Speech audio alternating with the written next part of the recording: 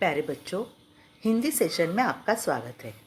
बच्चों, पिछले सेशन में महाभारत कथा में पाठ 34 अभिमन्यु पढ़ना हमने शुरू किया था। इस पाठ द्वारा हमने जान लिया कि द्रोणाचार्य ने बनाया हुआ व्यूह चक्र तोड़कर अभिमन्यु किस तरह अंदर दाखिल हो गया। फिर कौरवों की उस विशाल सेना को तहस नहस करना शुरू किया। जब दुर्योधन का पुत्र लक्ष्मण उसके सामने आया तो वह अकेला अभिमन्यु से भिड़ गया और भाले की चोट से मृत होकर गिर पड़ा। यह देखकर दुर्योधन को बहुत क्रोध आया। यहाँ तक हम पाठ पढ़ चुके थे। अब आगे का पाठ पढ़ना शुरू करते हैं। पाठ 34 अभिमन्यु भाग 2। कर्ण ने यही किया। पीछे की ओर से बाण चलाए गए। अभिमन्यु का धनुष्य कट गया। घोड़े और सारथी मारे गए। वह रथ विहीन हो गया। तुरंत ही अभिमन्यु ने टूटे हुए रथ का पहिया हाथ में उठा लिया और उसे घुमाने लगा। द्रोणाचार्य ने कर्ण से रास काटने और वार करने के लिए कहा। कर्ण ने यही किया और पीछे की तरफ अस्त्र शस्त्र और बाण चलाए। उसके कारण अभिमन्यु का धनुष कट गया। उसके घोड़े और सारथी भी उसी में मारे गए। वह रथविहीन यानी बिना रथ का हो गया। फिर वह अपने टूटे हुए रथ का पहिया हाथ से घुमाने लगा।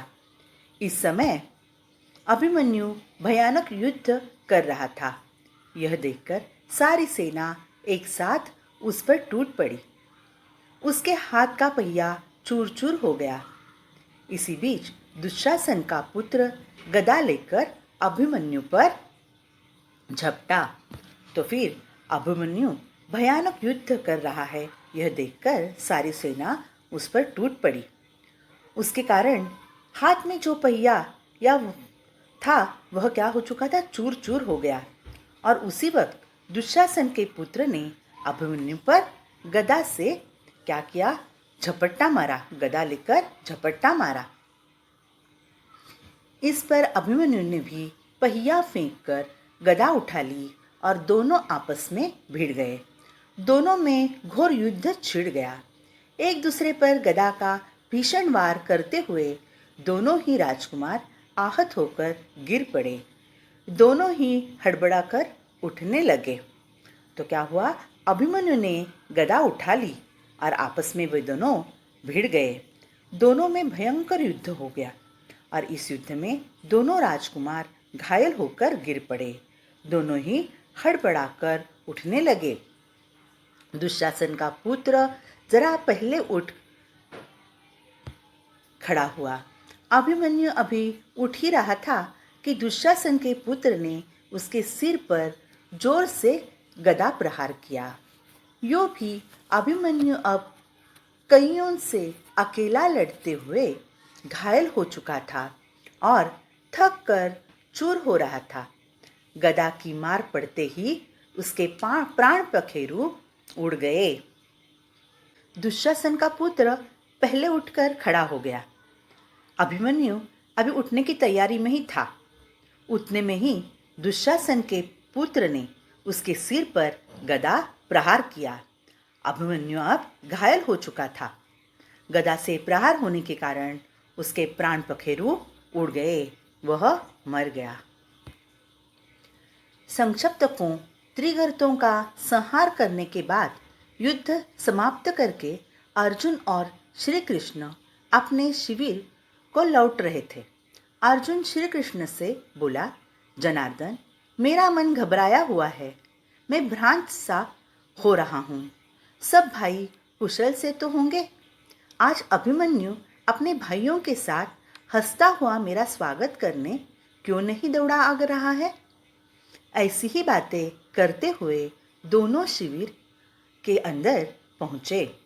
फिर संक्षिप्तकों यानी त्रिगर्तों का संहार यानी वध करने के बाद शाम को शिविर की ओर लौटते समय अर्जुन ने श्री कृष्ण से कहा कि जनार्दन, मेरा मन घबरा सा हो गया है। मैं भ्रांत सा हो रहा हूँ। मेरे सभी भाई कुशल तो होंगे। आज मेरा अभिमन्यु हंसता हुआ अपने भाइयों के साथ मेरा स्वागत करने क्यों नहीं आया? ऐसी बातें करते हुए अर्जुन और श्री कृष्ण शिविर के अंदर पहुंच जाते हैं। किसी के कुछ न कहने पर भी अर्जुन ने परिस्थिति देखकर अपने आप ही सब बातें टाल ली और तब उससे रहा नहीं गया।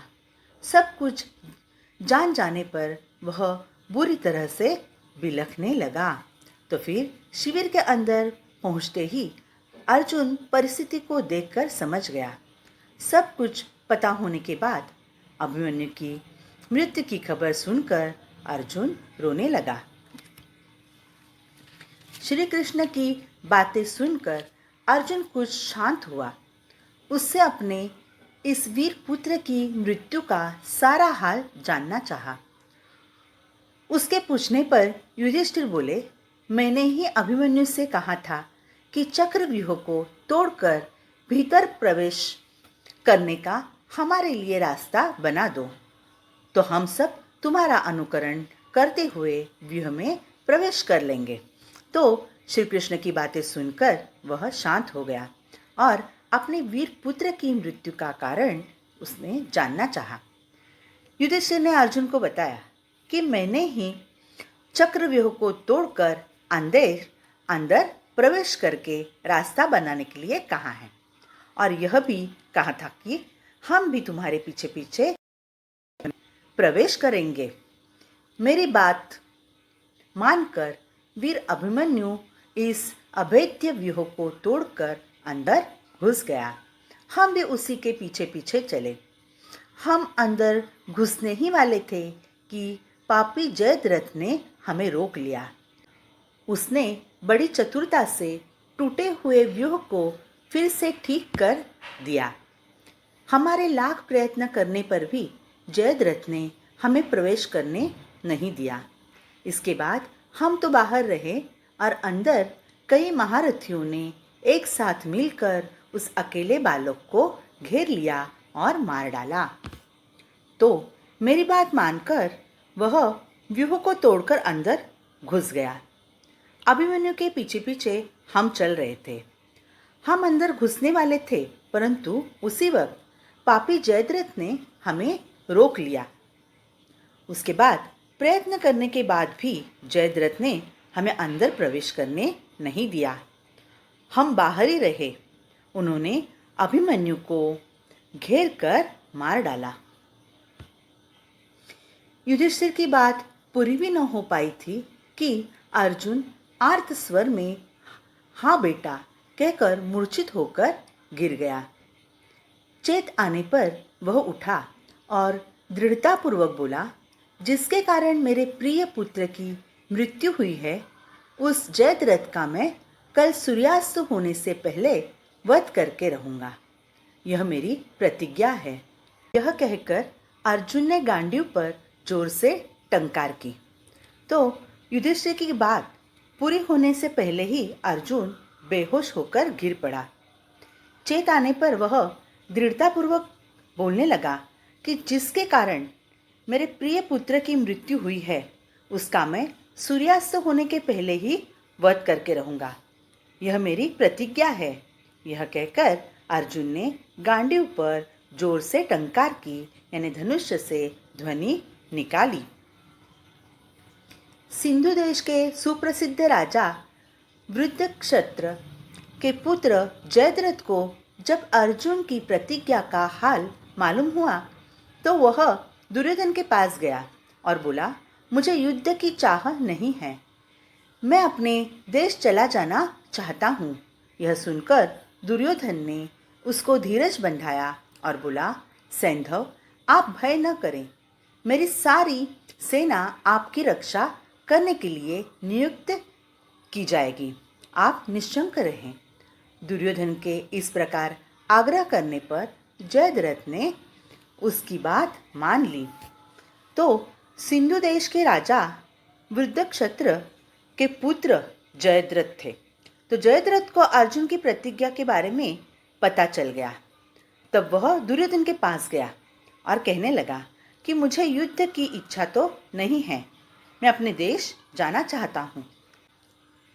उसकी बात सुनकर दुर्योधन ने उसका धैर्य बढ़ाया और कहा, आप भय न करें, मेरी सेना आपकी रक्षा करने के लिए तैयार है, आप निश्चिंत रहे। फिर दुर्योधन के आग्रह के कारण जयद्रथ ने दुर्योधन की बात मान ली। सवेरा हुआ।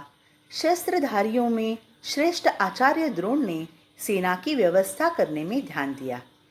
युद्ध के मैदान से 12 मील की दूरी पर जयद्रथ को अपनी सेना एवं रक्षकों के साथ रखा गया। उसकी रक्षा के लिए भूरिश्रवा, कर्ण, अश्वत्थामा, शल्य, वृक्षसेन आदि महारथी अपनी सेनाओं के साथ सुसज्जित होकर तैयार खड़े थे। अर्जुन पहले भोजों की सेना पर टूट पड़ा। अभी सुबह होते ही आचार्य द्रोण ने सेना का इंतजाम करने में ध्यान दिया। फिर युद्ध के मैदान से 12 मील दूरी पर जयद्रथ को अपनी सेना और रक्षकों के साथ रखा गया। जयद्रथ की रक्षा के लिए भूरिश्रवा, कर्ण, अश्वत्थामा, शल्य, वृक्षसेन सभी महारथी अपनी अपनी सेना लेकर तैयार थे। शुरू में ही अर्जुन ने भोजों की सेना पर आक्रमण किया। वह उन पर टूट पड़ा। कृतवर्मा और सुदक्षिण पर एक ही साथ हमला करके वह उनको परास्त करके वह श्रुतायुध पर टूट पड़ा।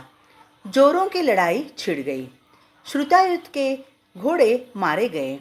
इस पर उसने गदा उठाकर श्री कृष्ण पर प्रहार किया, परंतु निशस्त्र और युद्ध में शरीक न होने वाले श्री कृष्ण पर फेंक कर मारी गई गदा श्रुतायुध को ही जा लगी और श्रुतायुध मृत होकर गिर पड़ा। इस पर काम्भोज राज सुदक्षिण ने अर्जुन पर जोरों का हमला कर दिया, किंतु अर्जुन ने उस पर बाणों की ऐसी वर्षा की कि उसका रथ चूर चूर हो गया। उसके कवच के टुकड़े टुकड़े हो गए और छाती पर बाण लगने से काम्भोज राज हाथ फैलाता हुआ धड़ाम से गिर पड़ा। कृतवर्मा और सुदक्षिण पर हमला करके उन्हें पराजित किया। फिर बाद में उसने श्रुतायुध पर आक्रमण किया। उसमें श्रुतायुध के घोड़े मारे गए और यह देखकर श्रुतायुध ने श्री कृष्ण पर हमला किया। श्री कृष्ण पर मारी गई गदा श्रुतायुध को ही लग गई और श्रुतायुध मृत होकर गिर पड़ा। अब काम्भोज राज सुदक्षिण ने अर्जुन पर हमला किया, परंतु अर्जुन के बाणों की वर्षा से उसका रथ चूर चूर हो गया। उसके कवच के टुकड़े हो गए और छाती पर बाण लगने से काम्भोज राज गिर पड़ा। इस प्रकार अपना गांडीव हाथ में लिए हुए असंख्य वीरों का काम तमाम करता हुआ अर्जुन आगे बढ़ता गया और कौरव सेना के समुद्र को चिरता हुआ अंत में उस जगह पर जा पहुंचा जहां जयद्रथ अपनी सेना से घिरा हुआ खड़ा था। अर्जुन का रथ जयद्रथ की ओर जाते हुए देखकर दुर्योधन चिंतित और दुखी हुआ। तो फिर इस तरह अर्जुन ने गांडीव हाथ में लेकर असंख्य वीरों को मार डाला और आगे बढ़ता गया जहां जयद्रथ अपनी सेना से घिरा हुआ खड़ा था। अर्जुन का रथ जयद्रथ की ओर जाते हुए देखकर दुर्योधन एकदम से चिंतित हो गया। वह दुखी हुआ। जयद्रथ की रक्षा के लिए नियुक्त वीरों ने जब यह सुना तो उनके दिल एक बारगी दहल उठे और भूरिश्रवा, कर्ण, वृक्षसेन, शल्य, अश्वत्थामा, जयद्रथ आदि 8 महारथी अर्जुन का मुकाबला करने को तत्पर हो उठे। तो जयद्रथ की रक्षा के लिए जिन वीरों को रखा गया था उन्हें पता चला, तब वे डर के मारे कांप उठे और भूरिश्रवा, कर्ण, वृक्षसेन, शल्य, अश्वत्थामा, जयद्रथ आदि आठों महारथी अर्जुन पर हमला करने के लिए तैयार हो उठे। तो बच्चों, यहीं पर हमारा यह पाठ समाप्त हो गया। धन्यवाद।